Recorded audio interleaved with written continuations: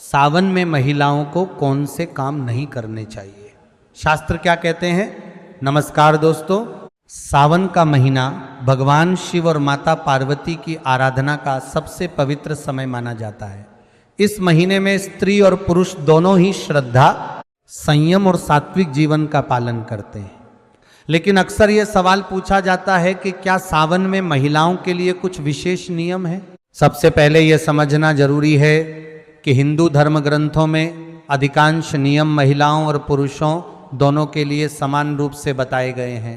कई बातें जो समाज में प्रचलित हैं वे स्थानीय परंपराएं हैं, न कि सभी शास्त्रों में स्पष्ट रूप से लिखे गए नियम। आइए जानते हैं कि शास्त्रों और परंपराओं के अनुसार किन बातों का ध्यान रखना शुभ माना जाता है। 1.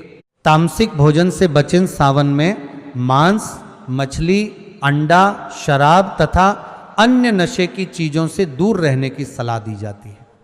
कई लोग इस महीने में प्याज और लहसुन का भी त्याग करते हैं और सात्विक भोजन ग्रहण करते हैं। 2. क्रोध, झूठ और अपशब्दों से बचें। केवल पूजा करने से ही नहीं बल्कि अच्छे व्यवहार से भी भगवान शिव प्रसन्न होते हैं।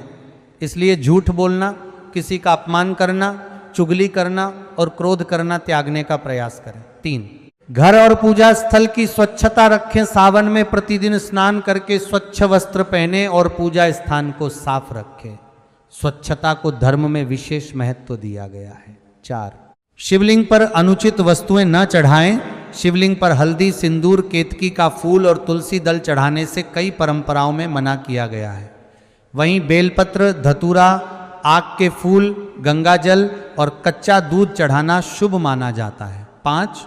व्रत रखें तो नियमों का पालन करें। यदि आपने सावन सोमवार का व्रत रखा है तो पूरे दिन संयम रखें, सात्विक भोजन करें और भगवान शिव का ध्यान करें। केवल भूखे रहना ही व्रत नहीं है बल्कि मन और वाणी का संयम भी उतना ही आवश्यक है। 6. दूसरों का अपमान न करें। शास्त्रों में दया, सेवा और सम्मान को बहुत महत्व दिया गया है। परिवार, माता पिता, गुरु और जरूरतमंद लोगों का सम्मान करना सावन में विशेष पुण्यदायी माना जाता है। 7.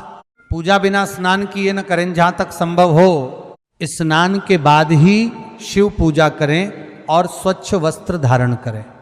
महिलाओं से जुड़ी एक महत्वपूर्ण बात अक्सर कहा जाता है कि महिलाओं को सावन में यह नहीं करना चाहिए या वह नहीं करना चाहिए। लेकिन यह ध्यान रखें कि शास्त्रों में अधिकांश नियम केवल महिलाओं के लिए अलग से नहीं बताए गए हैं। कई बातें क्षेत्रीय परंपराओं और परिवार की मान्यताओं पर आधारित होती हैं। इसलिए यदि आपके घर में कोई परंपरा चली आ रही है तो उसका सम्मान करना उचित है। निष्कर्ष सावन का वास्तविक संदेश है भक्ति, संयम, सत्य, सेवा और भगवान शिव के प्रति श्रद्धा।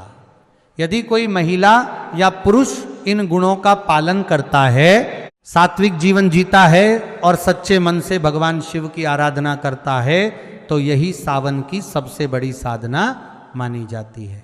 हर हर महादेव।